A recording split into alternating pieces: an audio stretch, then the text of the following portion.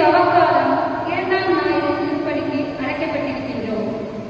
இறைவனின் ஒளி நம்மையும் ஒளிவிக்க இப்பலியில் வேண்டுவோம். இயேசுவின் உருமாற்றம் நம் உள்ளத்தை ஒளிவிக்கும் போது நம் ஒளி பிறர் முன் ஒளிரும். நடைமுறையின் மாற்றம் நாகரிகமானது, நன்னடத்தையின் தோற்றம் மனிதநேயத்தை மலரச் செய்தது. புறந்தூய்மை நீரால் அமையும், அகத்தூய்மை வாய்மையால் காணப்படும் என்றார் வள்ளுவர். அகத்தை தூய்மையாக்கும் அழகிய உருவம் தருவோம்.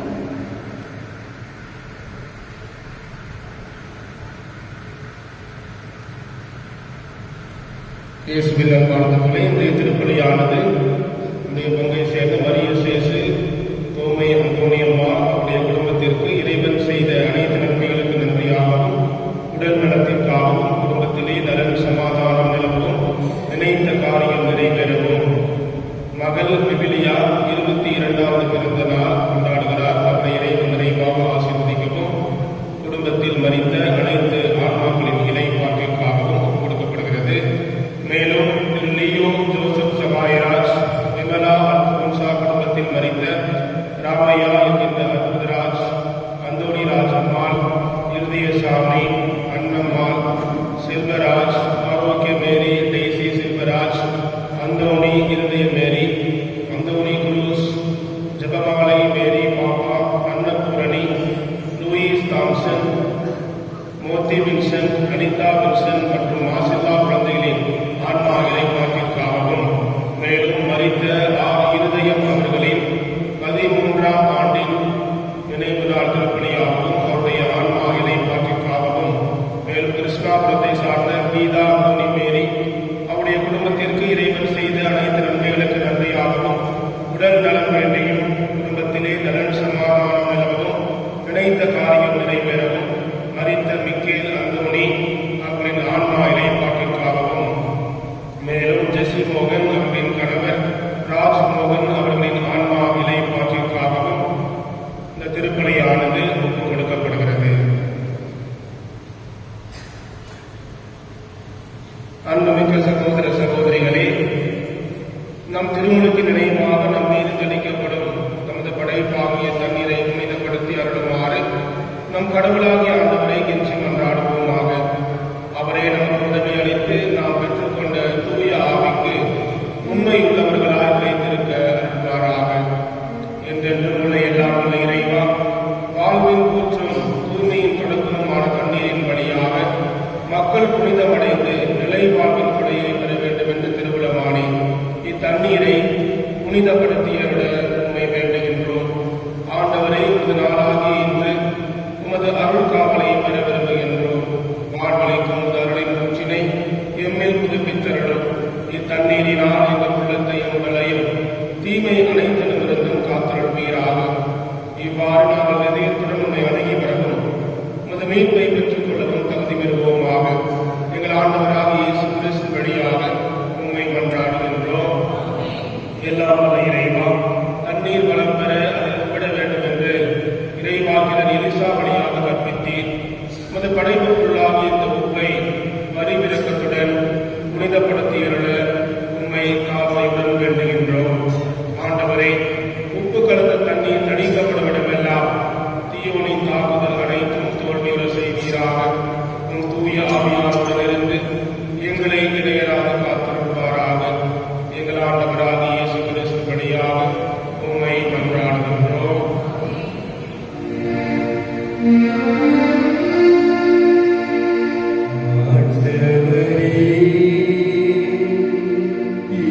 ஈசோ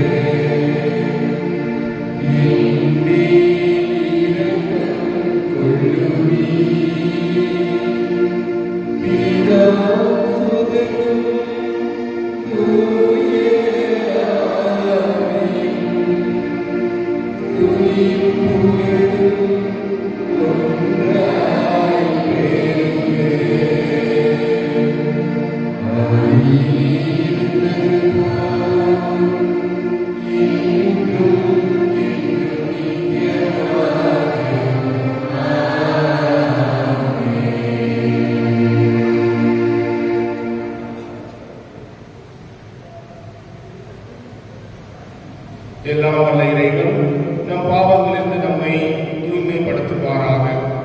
இந்த நற்கருணை கொண்டாட்டத்தின் வழியாக அவர் தம்முடைய ஆட்சியின் விருந்தில் பங்கு கொள்ள நம்மை தகுதி பெறச் செய்வாராக.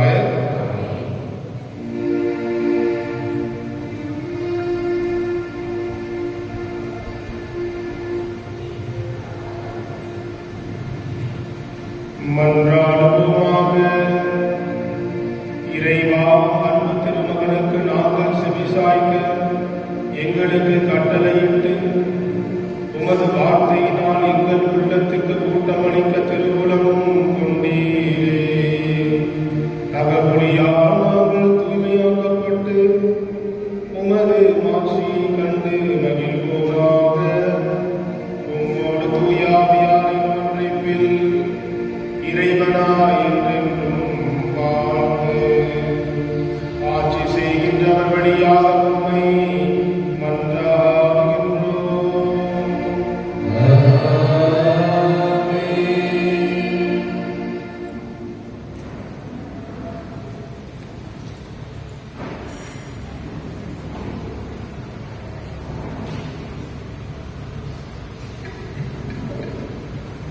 முதல் வாசகம். நாம் முதுபெரும் தந்தை ஆபிரகாமின் பலி. தொடக்க நூலிலிருந்து வாசகம்.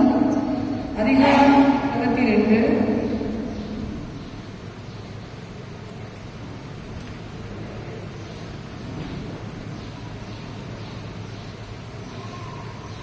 இறை மக்களுக்கு தந்தையாகிய ஆபிரகாம் அழைக்கப் பெறுதல். தொடக்க நூலிலிருந்து வாசகம். அதிகாரம் 12. இறைவசனங்கள் 1-4 முடிய. தொடக்க நூலிலிருந்து வாசகம். அதிகாரம் 12. இறைவசனங்கள் 1-4 முடிய. அந்நாட்களில் ஆண்டவர் ஆபிரகாமை நோக்கி, உன் நாட்டிலிருந்தும் உன் இனத்தவரிடமிருந்தும் உன் தந்தை வீட்டிலிருந்தும் புறப்பட்டு நான் உனக்கு காண்பிக்கும் நாட்டிற்கு செல். உன்னை நான் பெரிய இனமாக்குவேன், உனக்கு ஆசி வழங்குவேன், உன் பெயரை நான் சிறப்புறச் செய்வேன், நீயே ஆசியாக விளங்குவாய். உனக்கு ஆசி கூறுவோருக்கு நான் ஆசி வழங்குவேன், உன்னை சபிப்போரை நானும் சபிப்பேன், உன் வழியாக மண்ணுலகின் மக்களிடங்கள் அனைத்தும் ஆசி பெறும் என்றார். ஆண்டவர் ஆபிரகாமுக்கு கூறியபடியே அவர் புறப்பட்டுச் சென்றார். ஆண்டவர் வழங்கும் அருள்வாக்கு.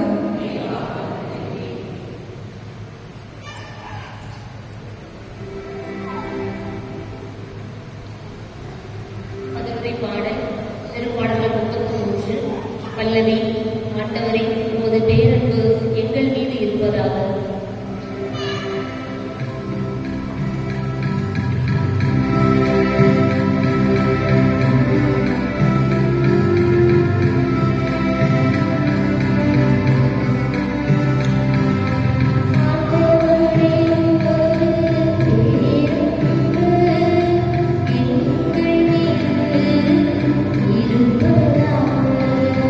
ஆண்டவரே,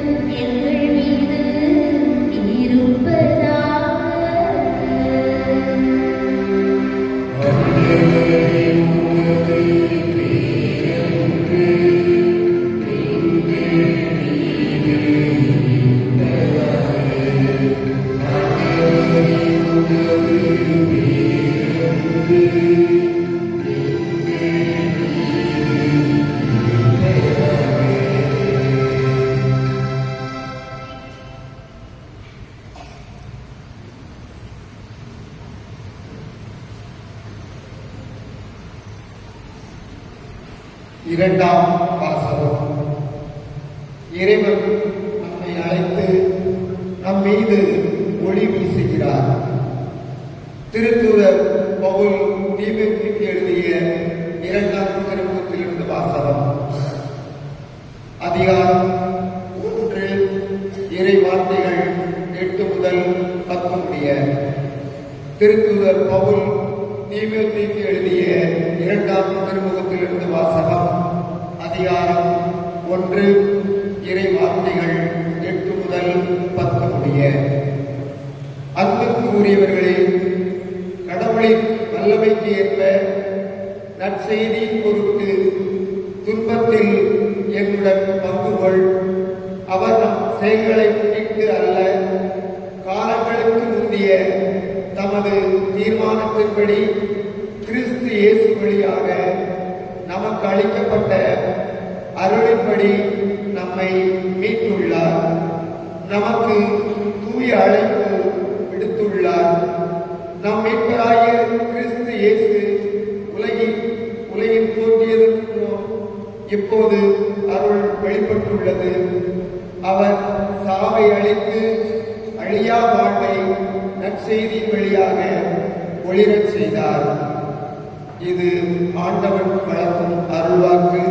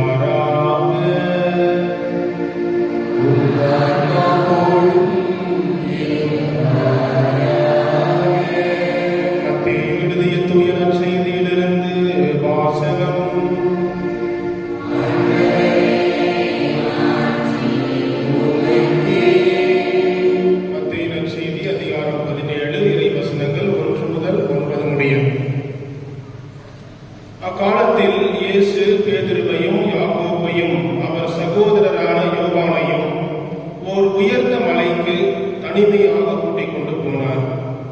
அங்கே அவர்கள் முன் அவர் தோற்றம் மாறினார். அவரது முகம் கதிரவனை போல் ஒளிர்ந்தது. அவருடைய ஆடைகள் ஒளி போன்று மென்மையாயின. இதோ மோசேயும் எலியாவும் அவர்களுக்கு முன் தோன்றி இயேசுவோடு உரையாடிக் கொண்டிருந்தனர். பேதுரு இயேசுவை பார்த்து, ஆண்டவரே, நாம் இங்கேயே இருப்பது நல்லது. உமக்கு ஒன்றும் மோசேக்கு ஒன்றும் எலியாவுக்கு ஒன்றுமாக 3 கூடாரங்களை அமைக்கட்டுமா? இது உமக்கு விருப்பமா என்றார். அவர் தொடர்ந்து பேசிக் கொண்டிருந்த போது ஒளிமயமான மேகம் ஒன்று அவர்கள் மேல் நிழலிட்டது. அந்த மேகத்தில் நின்று, என் அன்பார்ந்த மைந்தர் இவரே, இவர் பொருட்டு நான் பூரிப்படைகிறேன், இவருக்கு செவி சாயுங்கள் என்று ஒரு குரல் ஒலித்தது. அதை கேட்டதும் சீடர்கள் மிகவும் அஞ்சி முகம் குப்புற விழுந்தார்கள். இயேசு அவர்களிடம் வந்து அவர்களை தொட்டு, எழுந்திருங்கள், அஞ்சாதீர்கள் என்றார். அவர்கள் நிமிர்ந்து பார்த்தவாறு இயேசு ஒருவரை தவிர வேறு எவரையும் காணவில்லை. அவர்கள் மலையிலிருந்து இறங்கி வந்த போது இயேசு, மானிட மகன் இறந்த உயிருடன் எழுப்பப்படும் வரை இக்காட்சியை பற்றி எவருக்கும் சொல்லக்கூடாது என அவர்களுக்கு கட்டளையிட்டார்.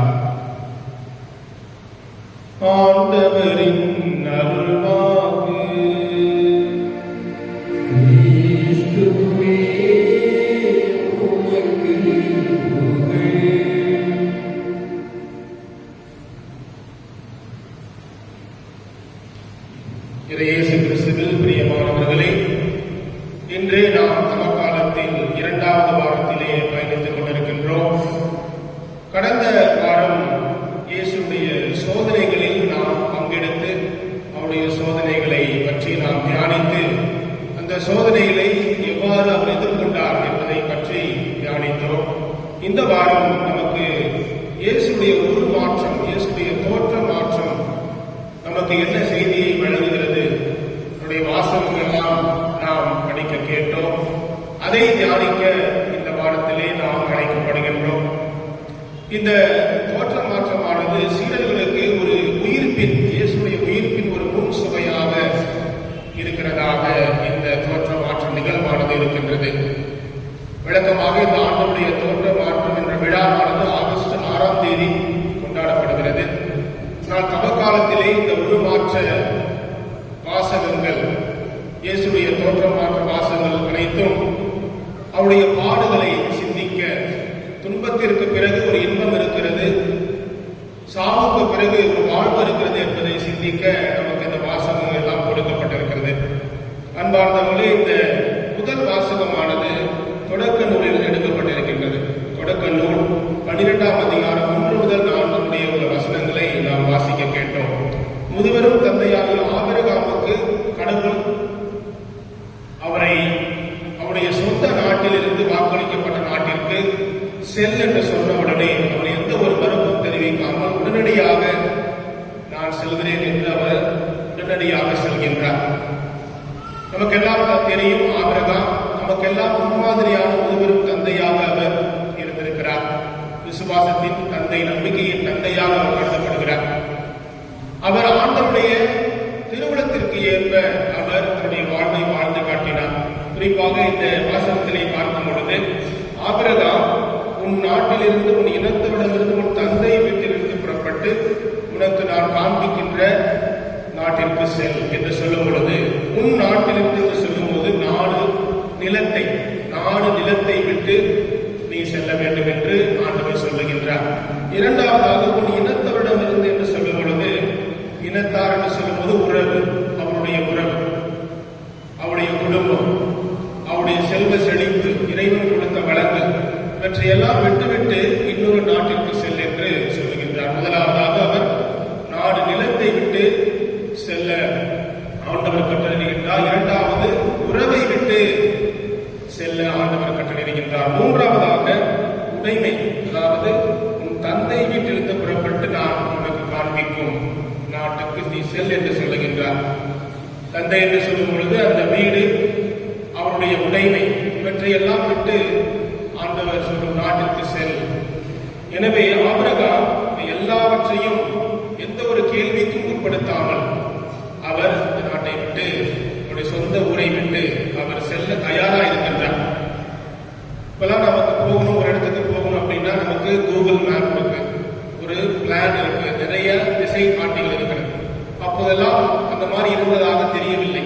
கண்டிப்பாக இருந்திருக்குமா என்ற ஒரு கேள்வியும் நம்மளே எழலாம். எந்த ஒரு குறியீடோ, எந்த ஒரு கூகுள் மேப், எந்த ஒரு திசை காட்டியோ எதுவுமே இல்லாமல், எந்த ஒரு கேள்விக்குமே ஆபிரகாம் தன்னை உட்படுத்தாமல் ஆண்டவருடைய நாட்டில் நான் செல்ல வேண்டும் என்று ஆண்டவர் மீது அளப்பரிய அதீத நம்பிக்கை கொண்டு அவர் சொந்த ஊரை விட்டு செல்கின்றார். ஆண்டவராகிய கடவுளின் மேல் அவர் வாக்குறுதி வைத்திருக்கின்றார். அவர் மீது அளவுக்கு அதிகமான நம்பிக்கையை அவர் வைத்திருந்தார். அதைதான் இன்றைய முதல் வாசகத்திலே நாம் கேட்டோம். அதற்கு பலனாக ஆண்டவர் என்ன செய்தார்? அவருக்கு ஆசி வழங்கினார். அவருடைய சந்ததியினரை கடல் மணலை போல, கடற்கரை மணலை போல பெருக்குவேன் என்று அவருக்கு அளப்பரிய, அளவு கடந்த ஆசிரை அவருக்கு கொடுத்தார். அதைத்தான் நாம் ஆபிரகாம் வாழ்க்கையிலே பார்க்கின்றோம். அன்பார்ந்தவர்களே, இந்த உருமாற்ற நிகழ்விலே நாம் சிந்திக்கக்கூடியது என்னவென்றால், இந்த தவக்காலத்தின் உயிர் நாடியாக இருக்கக்கூடிய மனமாற்றம். நம்மிலே மாற்றம் வேண்டும், மனமாற்றம் வேண்டும், உருமாற்றம் வேண்டும், இறுதியாக உள மாற்றம் வேண்டும், நம்முடைய உள்ளத்திலே மாற்றம் வேண்டும். இந்த ஒரு மாற்றத்தை தான் இயேசு உயிர்ப்புக்கு முன்பாக தான் பாடுகள் பட வேண்டும், பல்வேறு துன்பங்களை நான் மேற்கொள்ள வேண்டும் என்று சொல்லி அவருக்கு நெருக்கமான மூவரை அழைத்து செல்கின்றார். அவருக்கு நெருக்கமான திருத்தூதர்கள், சீடர்கள் மூவரை அவர் அழைத்து செல்கின்றார். அதை தான் நாம் நற்செய்தியிலே பார்க்கின்றோம். யாரெல்லாம் அந்த 3 சீடர்கள் என்று பார்க்கும் பொழுது, பொழுது பேதுரு, யாக்கோபு, சகோதரரான யோவா, இந்த மூவரையும் அவர் எந்த மலைக்கு அழைத்து செல்கின்றார்? தாபோர் என்ற மலைக்கு அவர் அழைத்து செல்கின்றார். அன்பார்ந்தவர்களே, இந்த மலையிலே ஏன் இந்த ஒரு மாற்றம் நடைபெறுகிறது? மலையை பற்றி நாம் தெரிந்து கொள்ள வேண்டும் கண்டிப்பாக. ஏனென்றால் மலை பழைய ஏற்பாட்டிலே ஆண்டவருடைய இருப்பிடமாக, ஆண்டவருடைய பிரசன்னம் அங்கு இருப்பதாக, ஆண்டவருடைய பிரசன்னத்தை அங்கு மக்கள் மற்றும் அவருடைய இறைவாக்கினர் எல்லாம் உணர்ந்து அந்த இடத்திலே ஆண்டவரை சந்திக்கக்கூடிய ஒரு இடமாக இந்த மலையானது இருக்கின்றது. நமக்கு பழைய ஏற்பாட்டிலே பல உதாரணங்கள் இருக்கிறது. எலியா மலைக்கு செல்கின்றார். எலியா கர்மேல் என்ற மலைக்கு செல்கின்றார். ஏன் அங்கு செல்கின்றார் ஏனென்றால் மக்கள் சிலை வழிபாட்டிலே அவர்கள் அதீத ஆர்வம் கொள்கின்றனர். ஆகால் என்னும் தெய்வத்தை வழிபடுகின்றனர். எனவே அவர்களை எல்லாம் அந்த இடத்திலே ஒன்று சேர்த்து அவர், நீங்கள் ஏன் இரு மனத்தோராய் இருக்கிறீர்கள்? நீங்கள் ஒரு மனத்தோராய் ஆண்டவரை மட்டும் வழிபடுங்கள். ஆண்டவரே நம் இறைவன், அவர் நமக்கு கட்டளைகளை கொடுத்திருக்கிறார், அவரை நீங்கள் பின்பற்றுங்கள் என்று சொல்லுகின்றார். அதே போன்று நமக்கெல்லாம் தெரியும் 10 கட்டளைகள் எந்த மலையிலே யாருக்கு கொடுக்கப்பட்டது? சீனாய் மலையிலே மோசேவுக்கு கொடுக்கப்பட்டது. அங்கே இறைவனை மோசே சந்திக்கிறார். ஆபிரகாம் தன்னுடைய மகன் ஈசாக்கு எங்கே பலியிடுகிறார்? எந்த மலை? மலையை கேட்டீங்கன்னா சாமி எந்த மலை தெரியலையே. எந்த மலை என்று அதிலே அந்த 22ஆம் அதிகாரத்தில் என்று நினைக்கின்றேன். வடக்கு 22ஆம் அதிகாரம், அதிலே மோரியா நிலப்பகுதியில் உள்ள ஒரு மலைக்கு செல்லுங்கள் என்று சொல்லுகின்றார். இது போன்று மலையிலே பல்வேறு ஆண்டவருடைய பிரசன்னம், ஆண்டவருடைய இருப்பு, ஆண்டவருடைய சந்திப்பு இதெல்லாம் நடைபெறுகிறது. அதை நாம் இன்றைய நாளிலே நாம் இந்த உருமாற்ற நிகழ்வானது இந்த தாபோர் மலையிலே நடைபெறுவதை நாம் பார்க்கின்றோம். அன்பார்ந்தவர்களே, இந்த மலை என்று சொல்லும் பொழுது ஏன் ஆண்டவர் தாபோர் மலையிலே உருமாற்றம் அடைய வேண்டும் என்று சொல்லும் பொழுது, நான் ஏற்கனவே சொன்னேன், பாடுகள் பட வேண்டும். உயிர்ப்புக்கு ஒரு முன் சுவையாக இந்த உருமாற்றம் நடைபெறுகிறது. அதிலே ஒரு கம்பாரிசன் பண்றான், ஒரு வேறுபாடு காண்கிறோம். என்ன வேறுபாடு என்றால், தாபோர் மலை, கல்வாரி மலை, அந்த இரண்டுக்கும் உள்ள வேறுபாடு என்று நாம் பார்க்கலாம். தாபோர் மலையிலே பார்க்கும் பொழுது இன்றைய நட்சத்திர வாசிக்கின்ற ஒளி, ஆண்டோடைய உருமாற்றும் போது ஒளி இருந்தது. கல்வாரி மலையிலே இருள், ஆண்டவருடைய முகம் சிதைக்கப்பட்ட நிலையில், ரத்தம் அடிந்த நிலையில், தூசி அடிந்த நிலையில் அவருடைய முகம் இருக்கிறது.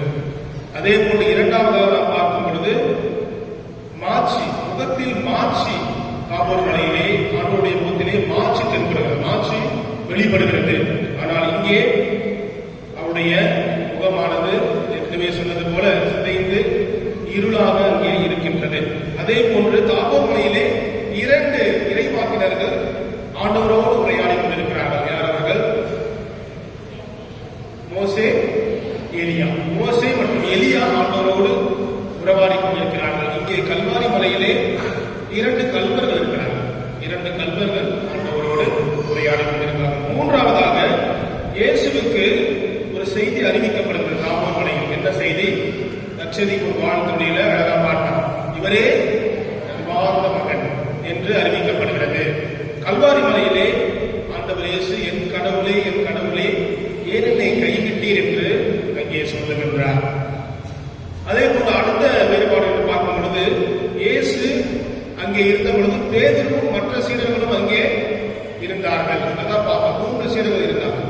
பேதுரு, யாக்கோபு, யோவா. நெஞ்சுக்கு நெருக்கமான சீடர் யோவா. இந்த 3 பேர் இருக்கிறாங்க. ஆனால் கல்வாரி மலையிலே எல்லாம் ஓடிட்டாங்க, இயேசுவை விட்டு ஓடிட்டாங்க. யோவான் மட்டும் இருக்கிறார், தன்னுடைய தாயிடம் வந்து அவர் இருக்கிறார். அதே போன்று இந்த தாபோர் மலையிலே இயேசுடைய மாட்சியை குறித்து ஒரு முன் சுவையாக இருக்கின்றது. இயேசுடைய மாட்சி அங்கே இருக்கின்றது என்பதை விளக்குகிறது. அதே போன்று கல்வாரி மலையிலே இறுதியாக அன்பின் நிறைவாக இயேசு அங்கே சிலுவையிலே அறையப்படுகின்றார். எனவே இந்த 2 நிகழ்வுகளையும் நாம் புரிந்து கொள்ள நாளை அழைக்கப்படுகின்றோம். ஏன்னா தவக்காலத்திலே நாம் பயணிக்கிறோம். தவக்காலத்திலே நாம் இந்த துன்பத்தை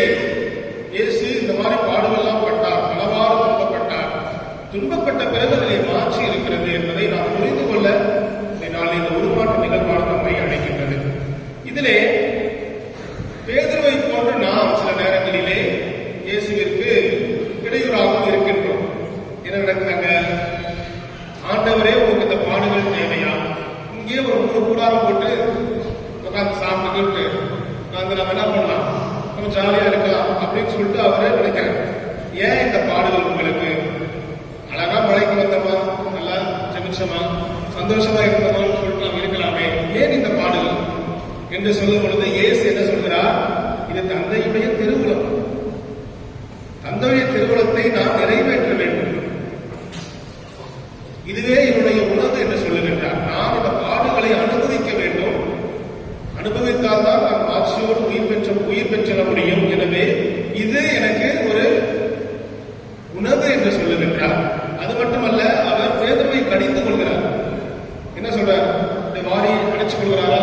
இல்லை, சாத்தானே அப்பாலே போ என்று சொல்லுகின்றார். ஏனென்றால் நீ கடவுளுக்கு உகந்தவையை நீ நினைக்க மாட்டேங்கிறார், நினைக்கல.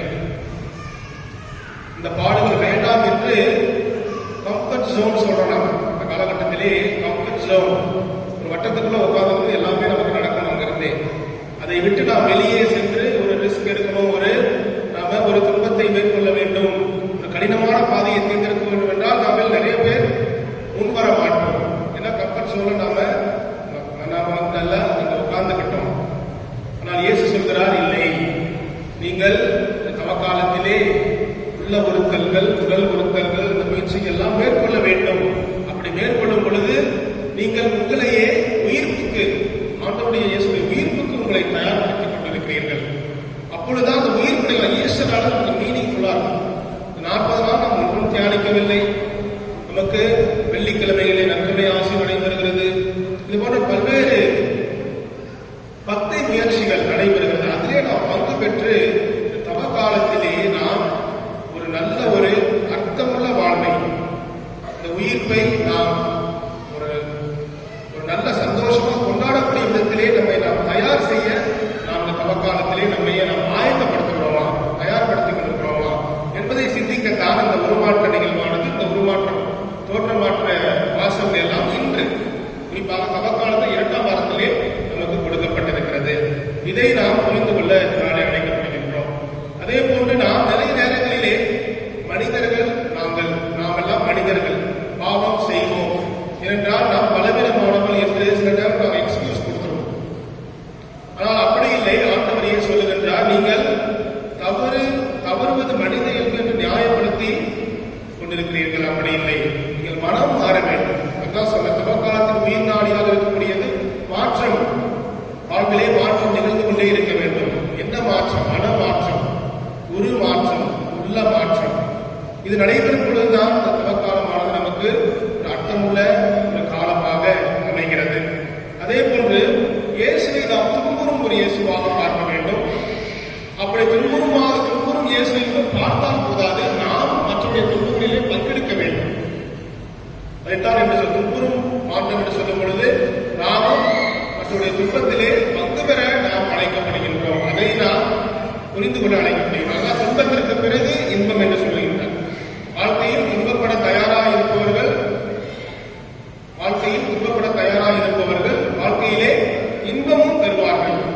அப்படி துன்பப்பட தயாராக இல்லை அப்படின்னா மாட்சி இல்லை, உயிர்ப்பு இல்லை. அதே போன்று அங்கே ஒரு சந்தோஷம், ஒரு மன நிறைவான ஒரு கொண்டாட்டம் இல்லை. அதை நாம் புரிந்து கொள்ள நாளை அழைக்கப்படுகின்றோம். அது மட்டுமல்ல, சிலுவைக்கு முன்னே இந்த ஒரு சிகரத்தை நாம் அடைய வேண்டும். இதுதான் இந்த தவக்கால 40 நாட்கள், பல்வேறு ஒருத்தல் முயற்சிகள். இவற்றை நாம் மேற்கொள்ளும் பொழுது நாம் அந்த உயிர்ப்பு என்னும் அந்த ஒரு உயரிய கொடையை, இயேசுடைய உயிர்ப்பை நாம் சிறப்பாக கொண்டாட முடியும். ஏன் அந்த உருவாட்டத்திலே மோசேயும் எலியாவும் வருகின்றனர் என்று பார்க்கும் பொழுது, மோசே, எலியா அவர்கள் இருவரும் சட்டம் மற்றும் இறை வாக்கு இதற்கு எடுத்துக்காட்டாக இருக்கிறார். மோசே என்றால் மோசேயின் சட்டப்படி இவர்களை கண்ணால் இருந்து கொள்ள வேண்டும் என்று மோசேயோட சட்டம் கடுமையாக இருக்கும். ஆண்டவருடைய கட்டளையை கடைபிடிக்க வேண்டும். யூதர்களுக்கு மோசே அவர்தான் கதாநாயகன். ஆனால் இயேசு இங்கே புதிய மோசேவாக வருகிறார். அதே போன்று எலியா இறைவாக்குகளின் அடையாளம், நிறைய புதுமைகளை செய்தார் எலியா. அவர்கள் இருவரும் அந்த இடத்திலே இருக்கின்றனர். விவிலிய அறிஞர்கள் சொல்வது, மோசே வாக்களிக்கப்பட்ட கானான் தேசத்திற்கு செல்லவில்லை. ஆனால் இங்கே அவர் புதிய மோசே இயேசுவோடு அங்கே இருக்கின்றார். அது மட்டுமல்ல, இந்த யூதர்கள் மோசேவும் எலியாவும் தான் உயர்ந்தவர்கள் என்று கருதினார்கள். ஆனால் அவர்களுக்கெல்லாம் மேலானவர் யார்? இயேசு கிறிஸ்து. ஏனென்றால் அவர் துன்பங்களை பட தயாராக இருந்தார். என்பதை நாம் புரிந்து கொள்ளத்தான் இந்த இருவரும் அங்கே இருக்கின்றனர். அவர்களோடு 3 சீடர்களும் அங்கே இருக்கின்றனர். அதனால்தான் பழைய ஏற்பாடு முழுவதும் இவர்களில் தான் நிறைவு பெறுகிறது என்று நாம் சொல்ல முடியாது. இயேசுவில் தான் நிறைவு பெறுகிறது என்றால் இயேசு ஆண்டவருடைய திருவிழத்தை அவர் ஏற்றுக்கொண்டார். நான் ஏற்கனவே உங்களை கேட்டிருக்கேன், இயேசு மனிதரா கடவுளா என்று. அதற்கு நீங்க சொல்லியிருக்கீங்க, இயேசு மனிதரா கடவுளா? இயேசு மனித இயல்பை உடையவரா கடவுள் இயல்பு உடையவரா? கடவுள் இயல்பா? இரண்டும். இயேசு இரண்டும், மனிதராகவும் கடவுளாகவும், ஃபுல்லி ஹியூமன் ஃபுல்லி டிவைன். அந்த இரு இயல்புகளையும் அவர் பின்னி பிணைந்தவராக இருக்கிறார். அதனாலதான் அவர் மனிதராக இந்த உலகிற்கு வருகிறார். நம்மை போன்று அவருக்கு உணர்வுகள் இருந்தது. சிலுவை சாவை ஏற்கொண்டார், பாடுகளை மேற்கொண்டார். பின்பு அவர் டிவைன், அந்த டிவினிட்டி, அந்த தந்தையுடைய மாட்சியை அவர் பெற்றார் என்பதை நாம் புரிந்து கொள்கிறோம்.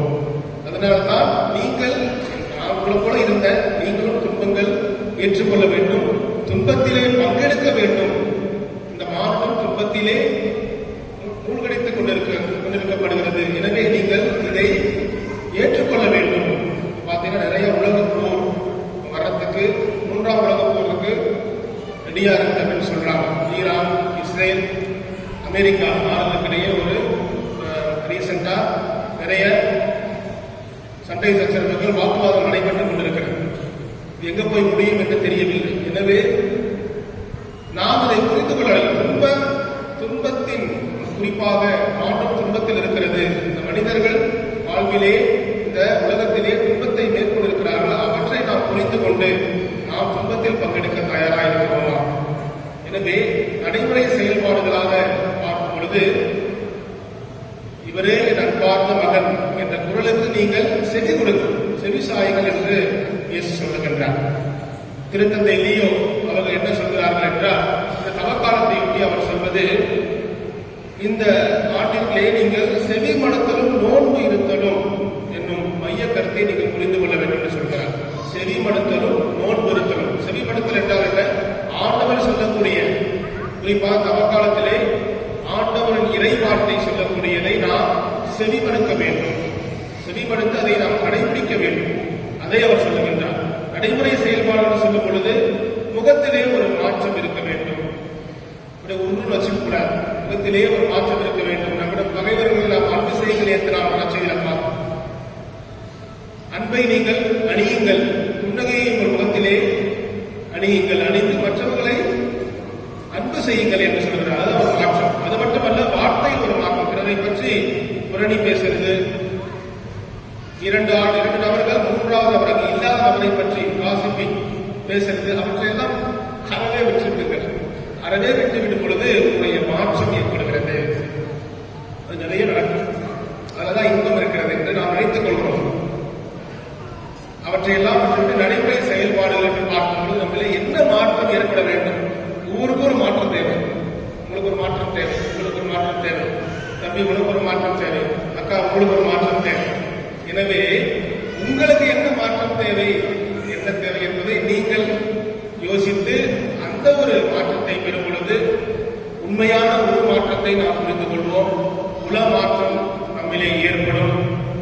அப்பொழுது நாம் அந்த உயிர்ப்புக்கு நம்மையே நாம் சிறப்பாக தயார்படுத்திக் கொண்டிருக்கின்றோம் என்ற ஒரு மன நிறைவு, ஒரு சாட்டிஸ்பாக்சன் நம்மிடையே இருக்கும். எனவே இதை நாம் புரிந்து கொள்ள இந்த நாளிலே அழைக்கப்படுகிறோம். எனவே ஆண்டவரிடம் வரம் கேட்போம். ஆண்டவரே, உண்மையான மாற்றம் எங்களிலே நடைபெறவும், துன்பத்திலே நாங்கள் பங்கெடுக்கவும், குறிப்பாக இந்த தவக்காலத்திலே நாங்கள் 3 முக்கிய முயற்சிகளான ஜெபம், தவம் மற்றும் தர்ம தானங்களிலே நாங்கள் அதிகமாக எங்களை ஈடுபடுத்திக் கொள்ள எங்களுக்கு வரம் தாரும் என்று திருப்பதியிலே தொடர்ந்து ஜெபிப்போம். ஆமென்.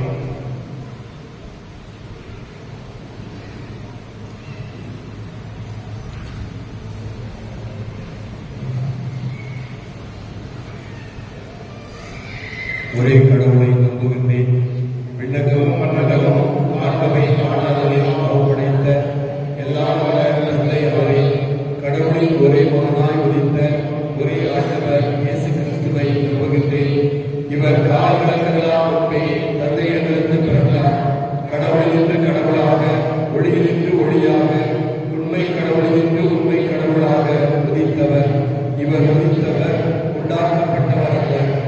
தந்தையோடு ஒரே பொருளானவர். இவர் வழியாகவே யாவும் படைக்கப்பட்டன. மனிதர்களுக்காகவும் நம் மீட்புக்காகவும் விண்ணகமிருந்து இறங்கினார். தூய ஆவியார் கன்னிமரியாவிடம் உடலெடுத்து மனிதரானார். மேலும் நமக்காக பொதிய பிதாவின் அதிகாரத்தில் சிலுவையில் அறையப்பட்டு பாடுபட்டு இறந்து அடக்கம் செய்யப்பட்டார். மறைநூல்களின்படி 3ஆம் நாள் உயிர்த்தெழுந்தார். வாழ்வோரையும் இறந்தோரையும் தீர்ப்பிட ஆட்சியுடன் மீண்டும் வர இருக்கிறார். அவரது ஆட்சிக்கு குடிமீறாது தந்தையிடமிருந்தும் மகனிடமிருந்தும் புறப்படும் ஆண்டவரும் உயிரளிப்பவருமான தூய ஆவியாரை நம்புகின்றேன். இவர் தந்தையோடும் மகனோடும் ஒன்றாக ஆராதனையும் ஆட்சியும் பெறுகின்றார். இறைவாக்கினர்கள் வாயிலாக பேசியவர் இவரே. ஒரே புனித கத்தோலிக்க திருத்துதர் வெளிவரும் திரு அவையை நம்புகின்றேன். பாவமன்னிப்புக்கான ஒரே திருமுழுக்கை ஏற்றுக்கொள்கின்றேன். இறந்தோரின் உயிர்ப்பையும் வரவிருக்கும் மறுவுலக வாழ்வையும் எதிர்பார்க்கின்றேன். ஆமென். அன்புமிக்க சகோதர சகோதரிகளே, பாஸ்கா பெருவிழா நெருங்கி வருகின்ற நிலையிலே ஆண்டவரை உருக்கமாக மன்றாடுவோம். நாம் திருமுழுக்கு பெற்ற அனைவரும், அனைத்துலக மக்களும் இத்தூய மறை நிகழ்வுகளில் நிறைவாக பங்கு பெற நம்முடைய மன்றாட்டுகளை அவருடைய பாதத்திலே அர்ப்பணிப்போம்.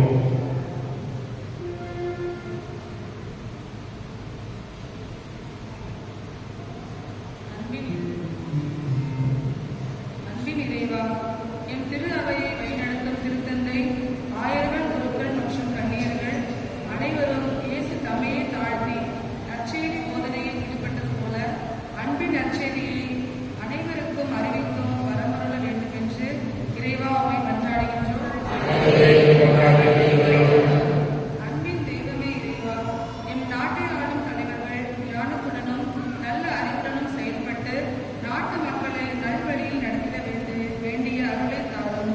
எம் நாட்டின் பொருளாதாரம் உயர்ந்து நாங்கள் சிறப்பாக வாழ துணை புரியும் என்று உம்மை மன்றாடுகின்றோம்.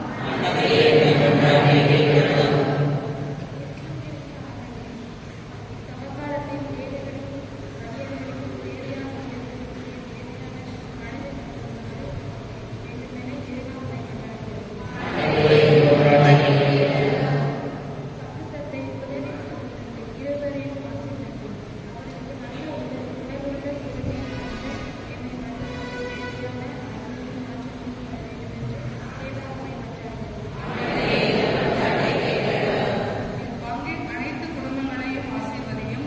அனைவருக்கும் நல்ல மனதையும் குடும்பத்தில் அமைதி, அன்பு, மகிழ்ச்சி நிலவ வேண்டிய அருளை தாரும் என உம்மை மன்றாடுகின்றோம்.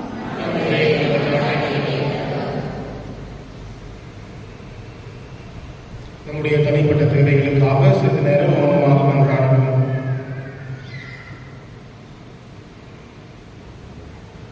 ஆண்டவரே, உம்மை இறைஞ்சு மன்றாடும் திரு அவை மீது இரக்கம் காட்டி உம்மை நாடி வரும் இதயங்களை கனிவுடன் கண்ணோக்கி அருளும். அதனால் தூய மறை நிகழ்வுகளில் பங்கு பெற அவர்களுக்கு அருளியது போல உம்முடைய உதவிகள் ஒருபோதும் குறைவுபடாது கிடைப்பனவாக எங்கள் ஆண்டவராகிய இயேசு கிறிஸ்து வழியாக உம்மை மன்றாடுகின்றோம்.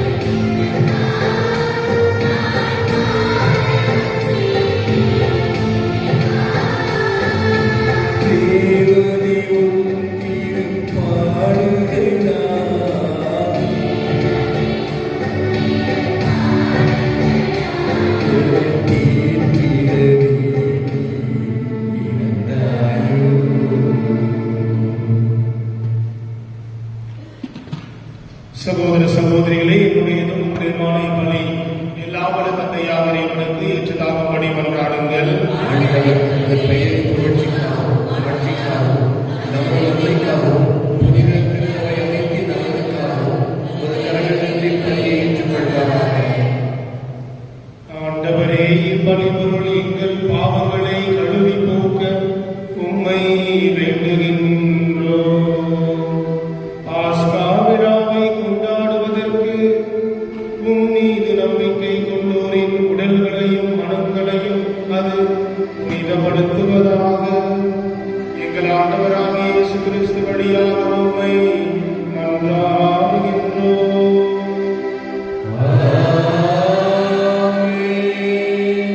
ஆண்டவர் உங்களோடு இருப்பாராக.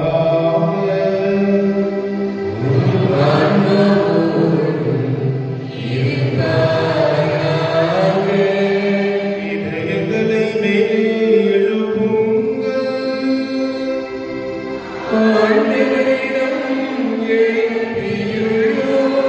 நம் இறைவனாகிய ஆண்டவருக்கு நன்றி கூறுவோம். அது தகுதியும் நீதியுமானது.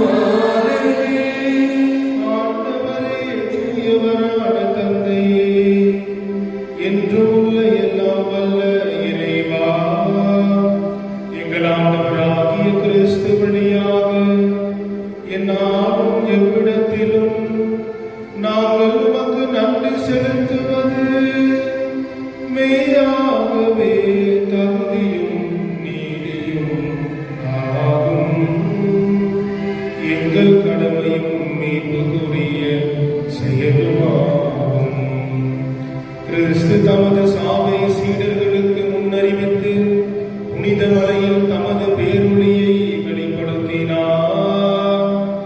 அதனால் சட்டமும் இறைவாக்குகளும் சான்று பகர்ந்தவாறு தம் பாடுகள் வழியாகவே உயிர்ப்பின் மாட்சிக்கு தாம் வந்து சேர வேண்டும் என்பதை அவர் விளங்கச் செய்தார். ஆகவே ஆற்றல் மிகுந்த விண்ணவரோடு சேர்ந்து நாங்களும் இம்மண்ணுலகில் இடையராத உமது மாட்சியை கொண்டாடி முடிவின்றி ஆர்ப்பரித்து சொல்வதாவது: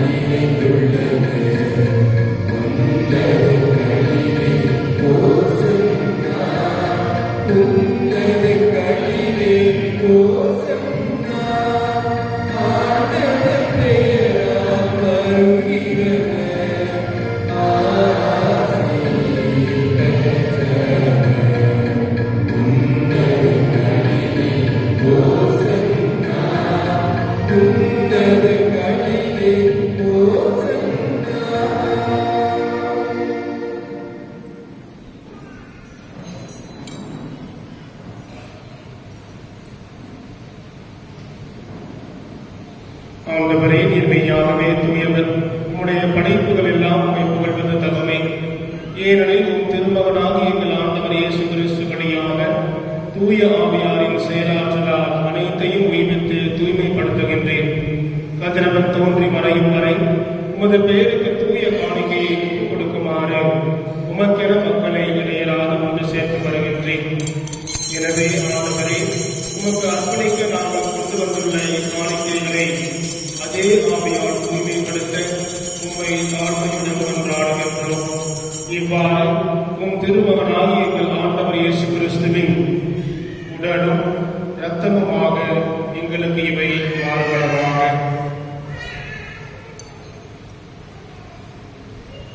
அவர் பணித்தவாறே இம்மறை நிகழ்வுகளை கொண்டாடுகின்றோம். ஏனெனில் அவர் காட்டிக் கொடுக்கப்பட்ட இரவில் அப்பத்தை எடுத்து உமக்கு நன்றி செலுத்தி ஆசி வழங்கி அதை பெற்று தம் சீடர்களுக்கு அளித்து அவர் கூறியதாவது: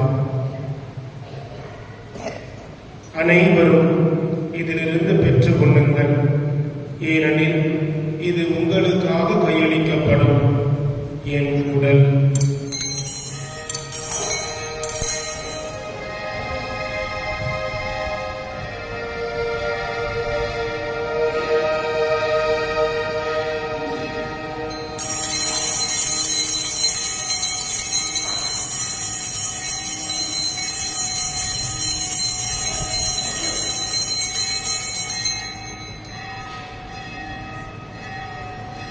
அவ்வண்ணமே இரவு விருந்தை அருந்திய பின் கிண்ணத்தையும் எடுத்து மீண்டும் உமக்கு நன்றி செலுத்தி ஆசி வழங்கி அதை தம் சீடர்களுக்கு அளித்து அவர் கூறியதாகும்: அனைவரும் இதிலிருந்து பெற்று பருகுங்கள்.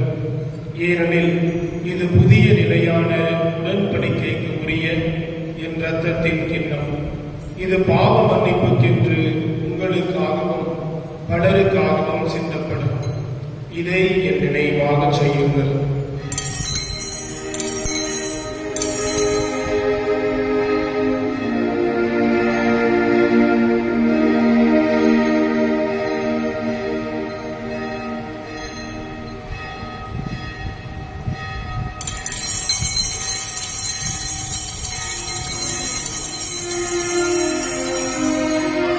நம்பிக்கையின் மறைபொருள்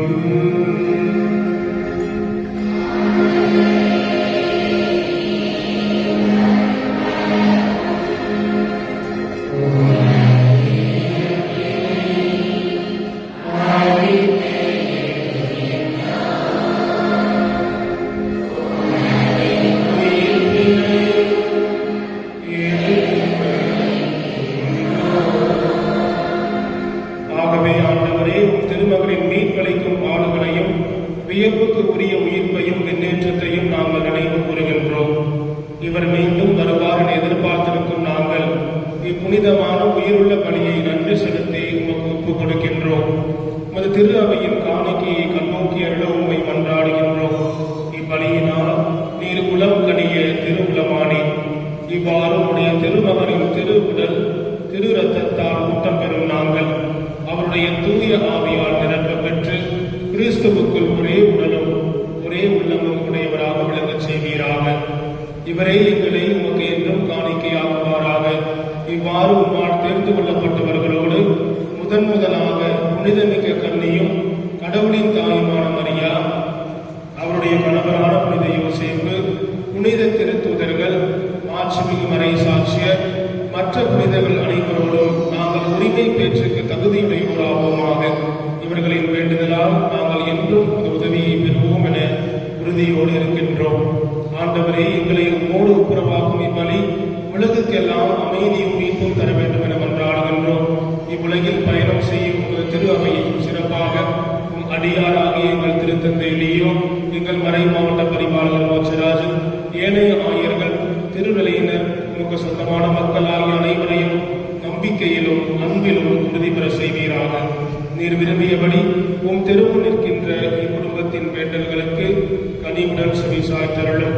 கனிவுள்ள தந்தையே, எங்கும் சிதறுண்டிருக்கும் உம்முடைய பிள்ளைகளை கனிவுடன் உம்மோடு சேர்த்துக் கொள்ளும். இறந்து போன எங்கள் சகோதரர் சகோதரிகளையும் உமக்கு உகந்தவர்களால் வாழ்ந்து இவ்வுலகை விட்டு சென்ற அனைவரையும் உமது ஆட்சியில் கனிவுடன் ஏற்றருளும். நாங்களும் அங்கு வந்து சேர்ந்து அவர்களோடு உமது ஆட்சியால் என்றும் மனநிறைவு அடைப்போம் என எங்கள் ஆண்டவராகிய கிறிஸ்து வழியாக எதிர்நோக்கி இருக்கின்றோம். இவர் வழியாகவே நீர் உலகிற்கு எல்லா நன்மைகளையும் வழங்குகின்றேன்.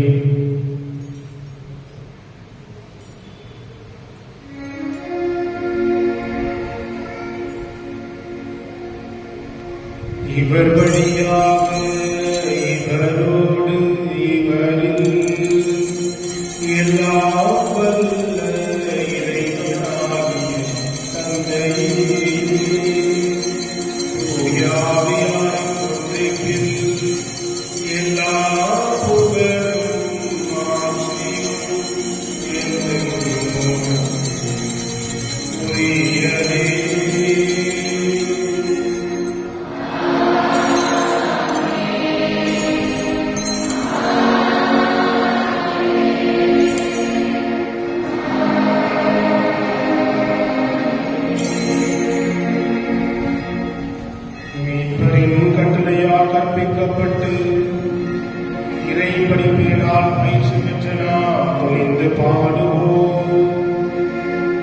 விண்ணுலகில் இருக்கிற எங்கள் தந்தையே, உமது பெயர் தூயது எனப் போற்றப் பெறுக. உமது ஆட்சி வருக. உமது திருவுளம் விண்ணுலகில் நிறைவேறுவது போல மண்ணுலகிலும் நிறைவேறுக. எங்கள் அன்றாட உணவை இன்று எங்களுக்கு தாரும். எங்களுக்கு எதிராக குற்றம் செய்வோரை நாங்கள் மன்னிப்பது போல எங்கள் குற்றங்களை மன்னியும். எங்களை சோதனைக்கு உட்படுத்தாதேயும். தீமையிலிருந்து எங்களை விடுவித்தருளும். ஆண்டவரே, தீமையிலிருந்தும் எங்களை விடுவித்து எங்கள் வாழ்நாளில் அமைதியை கனிவுடன் அருள உம்மை மன்றாடுகின்றோம். உமது இரக்கத்தின் உதவியால் நாங்கள் பாவத்திலிருந்து எப்போதும் விடுதலை பெற்று யாதொரு கலக்கமுமின்றி நலமாயிருப்போமாக. நாங்கள் எதிர்நோக்கியிருக்கும் பேரின்பத்துக்காகவும் எம் மீட்பராகிய இயேசு கிறிஸ்துவின் வருகைக்காகவும் காத்திருக்கின்றோம். ஏனெனில் ஆட்சியும் வல்லமையும் மாட்சியும் என்றென்றும் உமதே. ஆண்டவரே இயேசு கிறிஸ்துவே, அமைதியை உங்களுக்கு விட்டு செல்கின்றேன், என் அமைதியையே உங்களுக்கு அளிக்கின்றேன் என்று உம் திருத்தூதர்களுக்கு மொழிந்தீரே. எங்கள் பாவங்களை மாறாமல் உமது திரு அவையின் நம்பிக்கையை கண்ணோக்கி உமது திருவுளத்துக்கு ஏற்ப அதற்கு அமைதியையும் ஒற்றுமையையும் அளித்தருள்வீராக. என்றென்றும் வாழ்ந்து ஆட்சி செய்கின்றவர் நீரே.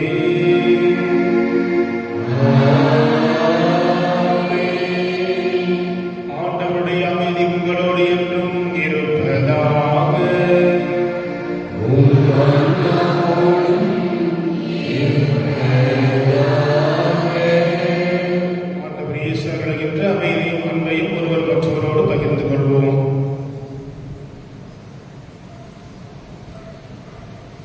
உலகின் பாவங்களை போக்கும் இறைவனின் செம்மறியே, எங்கள் மேல் இரக்கமாயிரும். உலகின் பாவங்களை போக்கும் இறைவனின் செம்மறியே, எங்கள் மேல் இரக்கமாயிரும். உலகின் பாவங்களை போக்கும் இறைவனின் செம்மறியே, எங்களுக்கு அமைதியை அளித்தருளும்.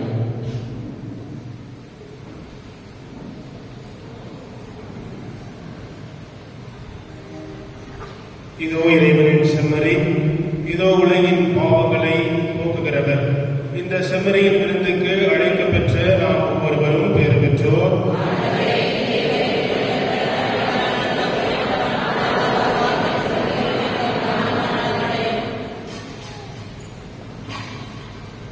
கிறிஸ்து இயேசுவின் திருக்குறளும் திருத்தமும் நம்மை காத்து மக்களை வாழ்வடைப்பதாக.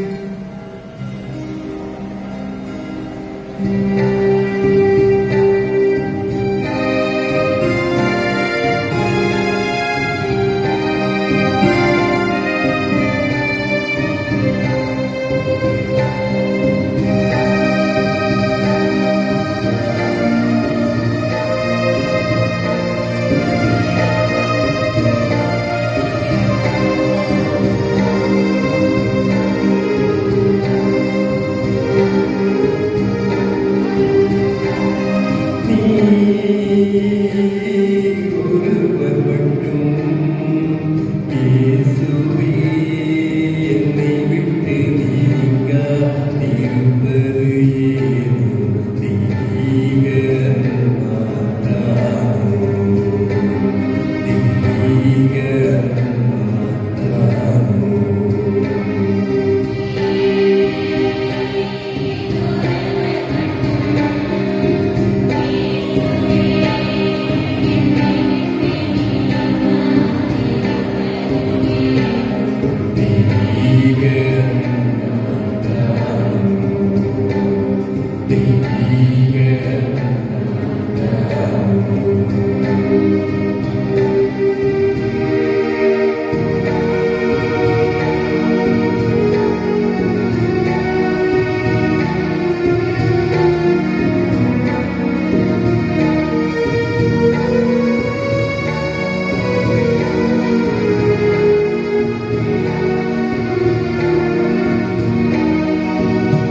என்னை பாடி மகிழ்வித்த புள்ளிதங்கள் தங்கள் கோடுகள் தேடி பறந்த பின்னும்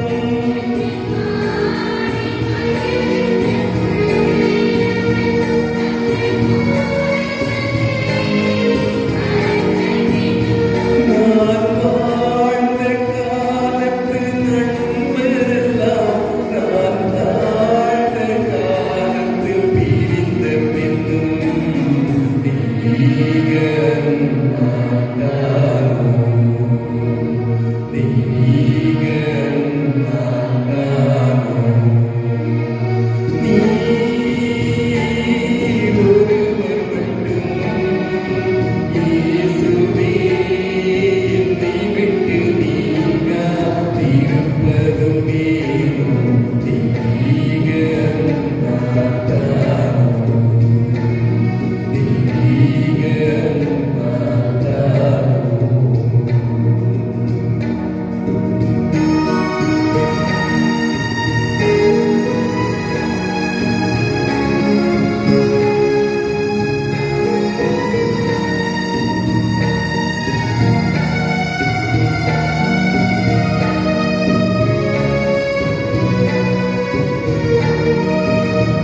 இந்த மேனி தழுவிய இளந்தென்றல் சொந்த தாய்க்கடலோடு கலந்த பின்னும்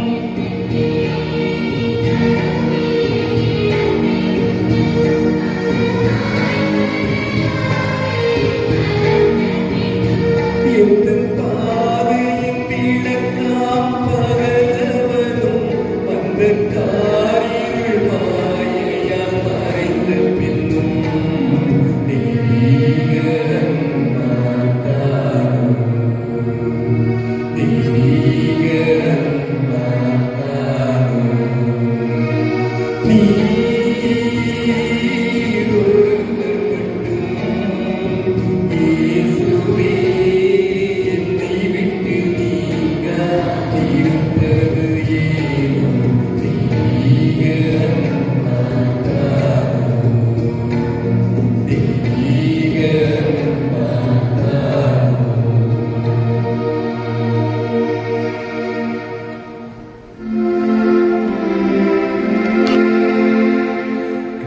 கிறிஸ்துவின் ஆத்மமே என்னை அஞ்சியும்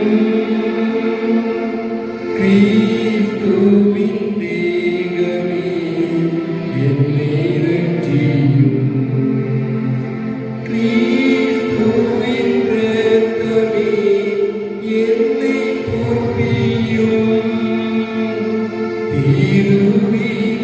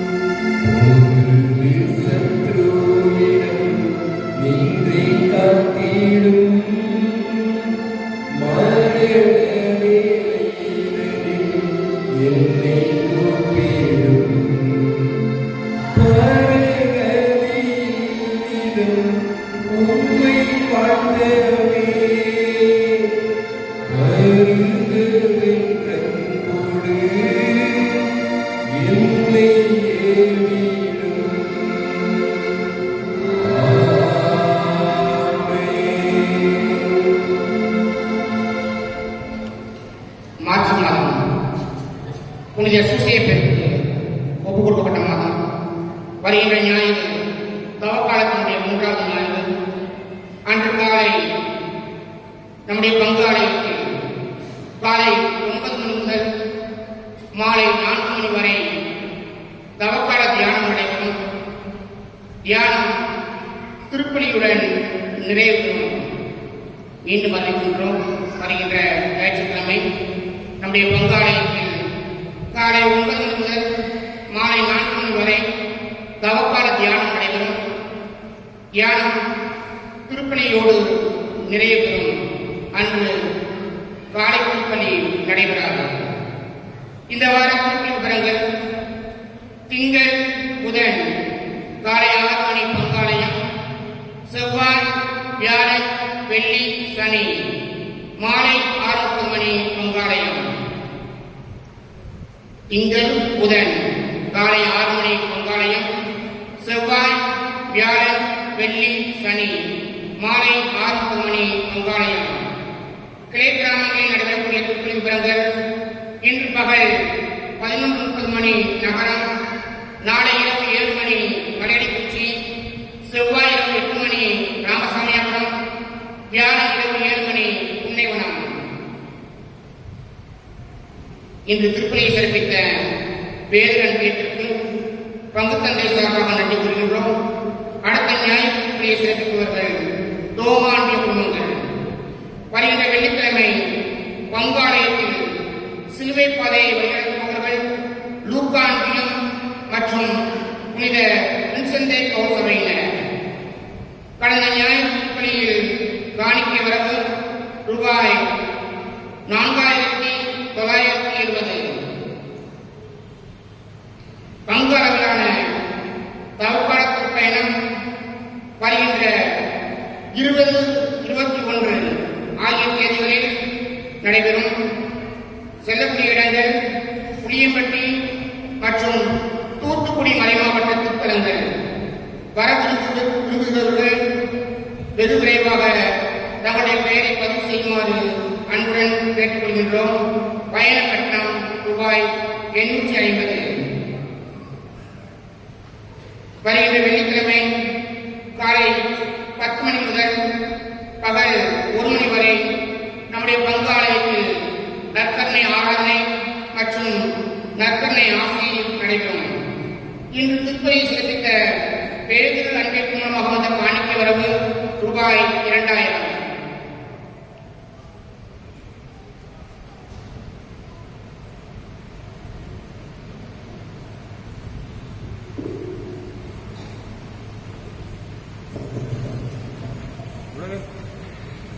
உலக மீட்பர் ஆலய பீட கிராதிக்கு நன்கொடை கொடுத்தவர்கள்: மோனிக் விமலா லியோ பேதரன்பியம் 2000, ஜே.கே. அருண்ராஜ் பேதரன்பியம் 2000, ஜஸ்டின் டேரியா மத்தை என்பியம் 5000, லயோலா இக்னேசியஸ் ஆசிரியர் மத்தையன்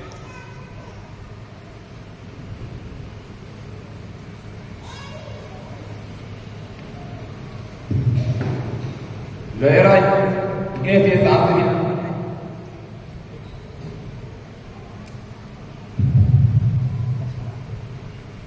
லயோலா இக்னேசியஸ் ஆசிரியர் மத்தை என்பியம் 5000, தாமஸ் துரைராஜ் லூகான்பியம் 2500, ராஜ்மோகன் பேதுரன்பியம் 2000, ஜோயல் டொமினிக் சாமியோ யோவான் அன்பியம் 5500, ஜஸ்டின் ராஜ் ஆண்டோ அமலகண்டினா தோமான்பியம் 5000, பெயர் சொல்ல விவாதவர் 5000. ஆலய பீட கிராதிபதிக்கு நன்கொடை கொடுத்த இணைமக்கள் அனைவருக்கும் பங்கு தந்தையின் சார்பாகவும் மீட்பர் ஆண்மை இயக்கத்தின் சார்பாக நன்றி தெரிவித்துக் கொள்கிறோம். நன்றி.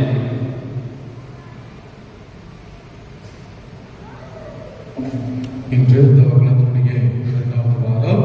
இந்த நாளை சிறப்பு செய்த பேதரம்பிய குடும்பங்களுக்கு கடவுளையில பெருமை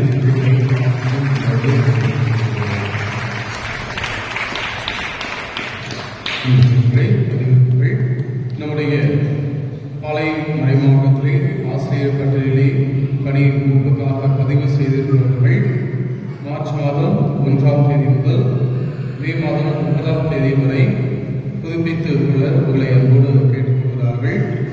செல்கின்ற பொழுது கொண்டு செல்ல வேண்டிய ஆவணங்கள் ரேஷன் கார்டு அல்லது அதனுடைய நகல், பங்கு குடும்ப புத்தகம், திருமணமாயிருப்பின் திருமணச் சான்று, விவாகரத்து ஆயிருந்தால் அதற்குரிய சான்று, ஜாதி சான்று, ஞானஸ்தான சான்று, புதுப்பித்தலுக்கான அட்டை, பங்கு தந்தையினுடைய கடிதத்துடன் 10 அல்லது 12ஆம் வகுப்பு டிசியின் நகல் எடுத்துச் செல்ல வேண்டும். புதியதாக பதிவு செய்பவர்கள் ஜூன் மாதம் 1ஆம் தேதி முதல் அவர்களுக்கு காலம் கொடுக்கப்பட்டிருக்கிறது.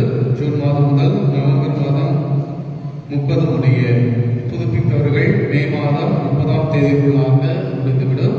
எனவே காலதாமதம் செய்யாமல் நேரம் கிடைக்கின்ற பொழுது முன்னதாகவே புதுப்பித்துக் கொள்ள உங்களை அன்போடு கேட்டுக்கொள்கின்றேன்.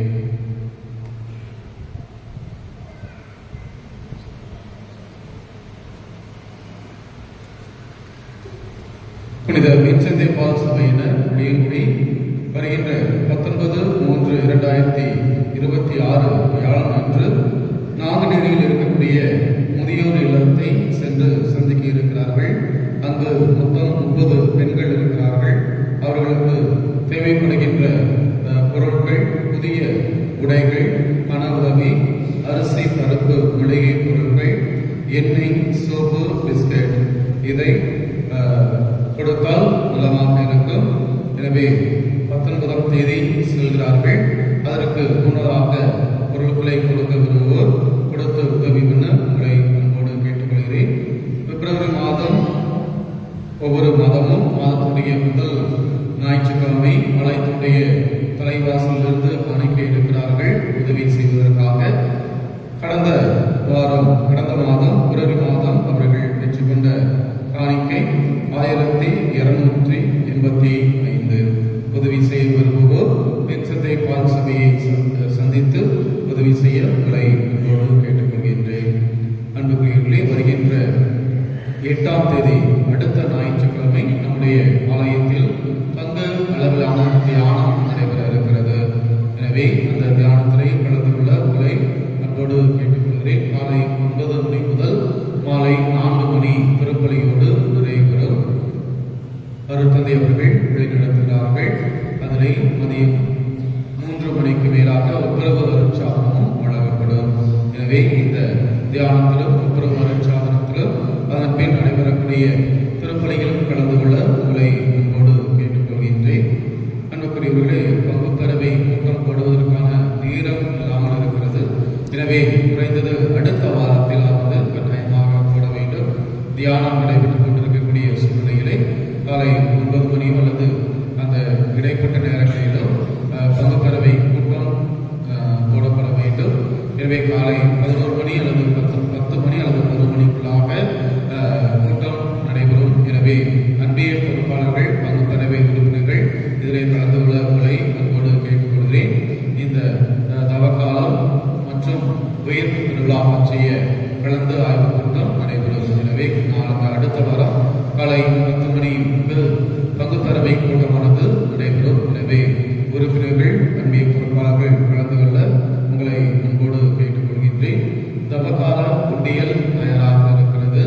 அது கடந்த ஆண்டை போல மொத்தமாக பேக் செய்து, அதாவது மொத்தமா 6-8 சொல்லி மொத்தமா ரெடி பண்ணி கொடுத்தாங்க. இந்த வருஷம் அப்படி இல்லாமல் தனித்தனியாக வந்திருக்கிறது. எனவே அன்பிய பொறுப்பாளர்கள் வருகின்ற பொழுது ஏதாவது வகை கொண்டு வந்து அதை எடுத்துச் செல்ல உங்களை அன்போடு கேட்டுக்கொள்கிறேன். ஏற்கனவே 2 வாரங்கள் 2ஆம் வாரம் தொடங்கிவிட்டோம். எனவே மிக விரைவாக உண்டியலை பெற்று அன்பிய குடும்பங்களுக்கு கொடுத்து பசிப்பிடி நீக்க உதவி செய்ய உங்களை அன்போடு கேட்டுக்கொள்கிறேன். அன்புக்குரியவர்களே, நம்முடைய பங்கு அளவிலான திருப்பயணம் புளியப்பட்டி மற்றும் தூத்துக்குடி மறைமாவட்டங்களில் இருக்கக்கூடிய திருத்தலங்களுக்கு செல்ல இருக்கின்றோம். குறிப்பாக புன்னைக்காயல் என்ற பங்கு இருக்கிறது. அதில் 2 கோயில்கள் இருக்கிறது. ஒன்று பங்கு ஆலயம், இரண்டாவதாக செவேரியார் ஆலயம். செவேரியார் ஆலயம் கடலுக்கு நடுவில் போகணும். அந்த போட்டு முன்னாடியே நம்ம சொல்லி வைக்கணும். எத்தனை பேர் வராங்கன்னு சொல்லி வச்சால்தான் அதுக்கேற்ற முறையிலே அவர்கள் தயார் செய்வார்கள். எனவே முன்கூட்டியே பெயர்களை பதிவு செய்தீர்கள் என்று சொன்னால் அந்த இடத்தை செல்வதற்கு பதிவு செய்வதற்கு உதவியாக இருக்கும். எனவே வரவிருக்கும் உள்ளவர்கள் உடனடியாக உங்களது பெயரை கொடுத்து பதிவு செய்து கொள்ள உங்களை உங்களோடு கேட்டுக்கொள்கிறேன். அந்த போட்டில் போனதற்காக தான் அர்ஜென்ட் இல்லைனா கூட மெதுவாக பார்த்துக்கலாம். எனவே வரவிருக்கும் உள்ளவர்கள் உடனடியாக உங்களது பெயர்களை கொடுத்து பதிவு செய்ய உங்களை அன்போடு கேட்டுக்கொள்கின்றேன். அதே போன்று ஒவ்வொரு வெள்ளிக்கிழமையும் நம்முடைய ஆலயத்திலே காலை 10 மணி முதல் மதியம் 1 மணி வரை நற்கருணை ஆராதனை நடைபெற்றுக் கொண்டிருக்கிறது. கடந்த வாரத்தை விட முதல் வாரத்தை விட 2வது வாரம் அதிகமாக பங்கெடுத்தீர்கள். மிக மகிழ்ச்சியாக இருக்கிறது. முழுமையாக இன்னும் அதிக பேர் வாரங்கள் வந்து நற்கருணை ஆராதனைகளை கலந்து கொள்ள உங்களை அன்போடு கேட்டுக்கொள்கின்றேன். ஒருவேளை நம்முடைய சூழ்நிலை இருக்கிறது என்று சொன்னால் யூடியூப் சேனலிலே லைவாக அது ஒளிபரப்பு செய்யப்படுகிறது. எனவே பார்க்க அல்லது கலந்து கொள்ள முடியாதவர்கள் கட்டாயமாக ஆலயத்தில் வந்து கலந்து கொள்ள வேண்டும். அதுதான் முழுமையான ஆசீர்வாதமாக இருக்கும். ஒருவேளை வர முடியவில்லை என்று சொன்னால் அந்த லைவ் சேனலை பார்த்து ஆசீர்வாதங்களை பெற்றுக்கொள்ள உங்களை அன்போடு கேட்டுக்கொள்கிறேன். எழுந்து இறைவனுக்கு நன்றி செலுத்துகிறேன்.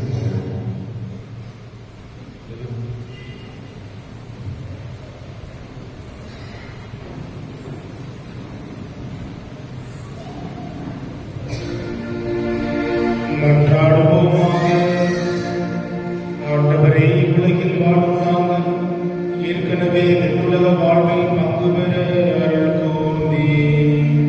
மாற்றுக்கு உரிய மறை நிகழ்வுகளை பெற்றுக்கொண்ட நாங்கள் உமக்கு செலுத்தும் நிறை நன்றியை ஏற்றுக்கொள்வீராக. எங்கள் ஆண்டவராகிய இயேசு கிறிஸ்து வழியாக உம்மை மன்றாடுகின்றோம். ஆண்டவர் உங்களோடு இருப்பாராக.